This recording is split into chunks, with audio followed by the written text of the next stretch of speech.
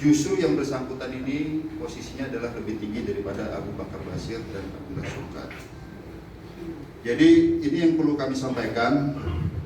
Kami melaksanakan penyidikan secara berkesinambungan, artinya akan mungkin timbul delik-delik baru perbuatan melawan hukum yang mengatakan selama ini bahwa mereka mendukung Pancasila dan NKRI. Yang terjadi adalah kontradiktif. Nanti akan kami jelaskan. Sebagai contoh, terkait video yang kami sita dari websitenya dan artikel, Pancasila tidak akan bertahan lama. Pancasila dan Undang-Undang Dasar 45 tidak akan bertahan. Islam tidak mengenal toleransi. Kiai-kiai di zaman demokrasi ini banyak bohongnya. Nah, ini melukai juga umat Muslim juga. Kemudian demokrasi dilaksanakan itu bisa harus dengan senjata. Nah, ini. Namun yang lebih parah lagi rekan-rekan sekalian yang menjadi perhatian bersama, bahwa selain website, buletin dan sebagainya, mereka ada lembaga pendidikan dan pengkaderan. Jadi perlu digarisbawahi, pendidikan dan pengkaderan. Setelah kami koordinasi dengan Kementerian Agama, bahwa apa yang disebut mereka sebagai pesantren itu bukan pesantren karena tidak memenuhi persyaratan sebagai pesantren. Nah, mereka memiliki 25 pondok pesantren sementara ya. Tetapi apabila dihitung unitnya, karena ada tingkatannya, itu terdiri dari 31. Ini baru sementara, kami akan berkembang terus mencari sekolah-sekolah yang terafiliasi. Kemudian dari lembaga pendidikan ini dipimpin atau di kurikulumnya diatur oleh murabi masing-masing pimpinan pondok pesantren dan menteri pendidikan. Oleh yang dikatakan setelah kami periksa menyatakan bahwa singkat dan bersifat umum terhadap hasil pendidikan dan pendidikan kami. Namun strategi penyidikan kami akan simpan rapat, namun kami yakinkan bahwa itu akan mengunci setiap tersangka yang kami tangkap selama ini dan yang potensial yang akan ditangkap nantinya. Dan kemudian kami perlu sampaikan bahwa dalam kegiatan kami selalu di-backup oleh TNI, baik di wilayah DKI ataupun Jabodetabek maupun pada saat di Lampung. Kami selalu bersama-sama dengan TNI, Forkompimda dan juga ulama. Artinya memang ini sudah menjadi keresahan secara umum. Kami pernah menyampaikan bahwa kasus ini dimulai dengan adanya keresahan daripada masyarakat, yaitu adanya konvoi yang terjadi pada tanggal 29 yang lalu. Dan kemudian kami adakan penyelidikan, namun kami perlu tekankan di sini bahwa kami tidak fokus pada konvoi. Ada sesuatu yang lebih besar lagi yang harus diungkap, di mana ini menyangkut suatu organisasi.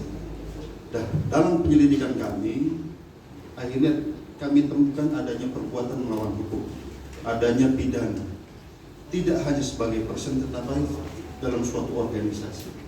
Nah, di sini kami temukan bahwa organisasi Khilafatul Muslimin ini memiliki badan hukum yayasan. Dalam Undang-Undang Ormas, yayasan merupakan bagian daripada ormas itu sendiri, yaitu yang pertama perkumpulan, yang kedua yayasan.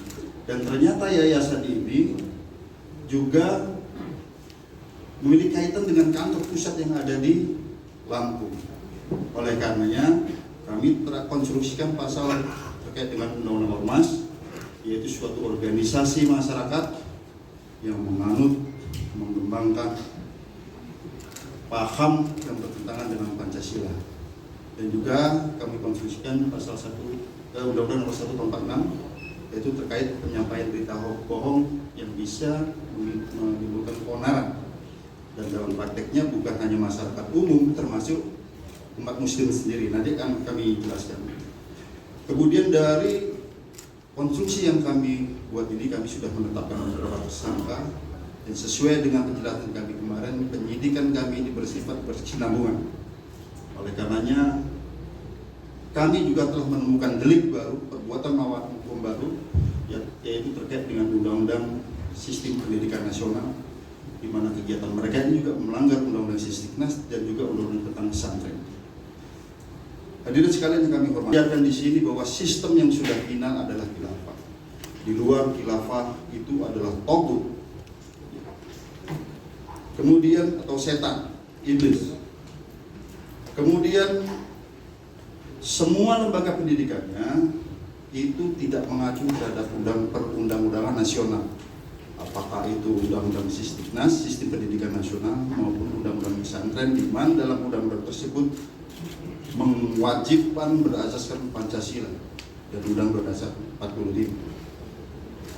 Kemudian mereka memiliki sekolah dimulai dari SD 2 tahun, 3 tahun, SMP 2 tahun, SMA 2 tahun, dan 2 universitas, satu ada di Bekasi, satu ada di NTB, di mana setelah menjalani pendidikan selama 2 tahun di universitas mendapatkan gelar SKHI, Sarjana Kekhalifahan Islam. Nah, ini menjadi perhatian bersama. Oleh karenanya rekan-rekan sekalian, yayasan pendidikan ini yang didirikan itu adalah sebagai suatu alat. Oleh karenanya aktanya kami sita sebagai instrumental alat kejahatan karena memang digunakan untuk melakukan tindakan-tindakan yang berlawanan dengan hukum. Lanjut, kami perlu sampaikan juga, mereka memiliki struktur yang hampir sama dengan negara. Dimulai dari pimpinan tertinggi adalah Khalifah, sudah kami tangkap, Abdul Qadir Hasan Baraja. Kemudian Amir Daulah setingkat provinsi, kemudian Kepala Amir Wilayah itu setingkat kabupaten, kemudian Umul Ukro setingkat kecamatan, dan yang paling rendah adalah Amir Mas'ul Kemasulan.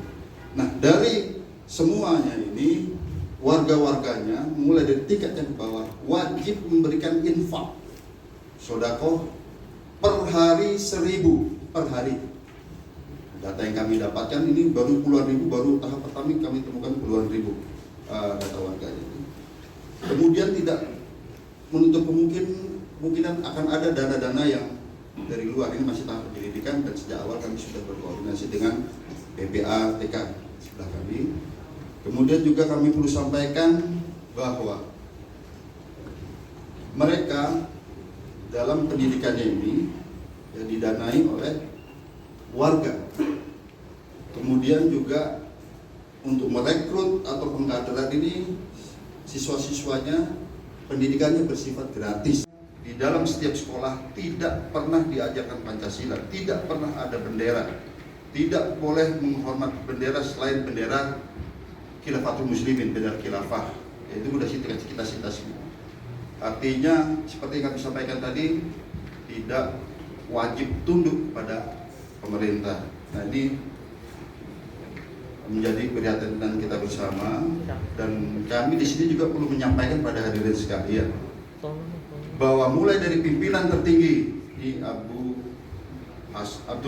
Hasan Baraja ini merupakan ex-napiter. Yang pertama pernah divonis 5 tahun terkait dengan teror Warman, 5 tahun.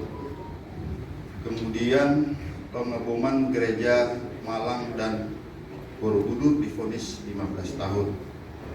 Kemudian setelah kita interogasi lebih mendalam, juga ada kaitannya dengan peristiwa Talang Sari, merupakan bagian daripada NI di Lampung, dan putra yang bersangkutan itu meninggal di sana. Kemudian juga dari struktur kepengurusan itu banyak diantaranya merupakan ex-napiter.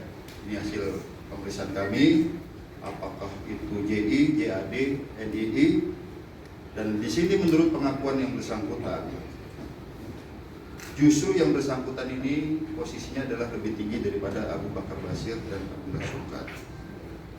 Jadi ini yang perlu kami sampaikan. Kami melaksanakan penyidikan secara berkesinambungan, artinya akan mungkin timbul delik-delik baru, perbuatan melawan hukum baru. Yang pertama yang paling dekat adalah kita akan terapkan undang-undang sistem pendidikan nasional dan mengacu pada undang-undang pesantren juga. Dan juga pencucian uang kami sudah sejak awal berkoordinasi dengan PPATK maupun tidak pidana yang lain. Saya kira demikian yang kemudian kami sampaikan.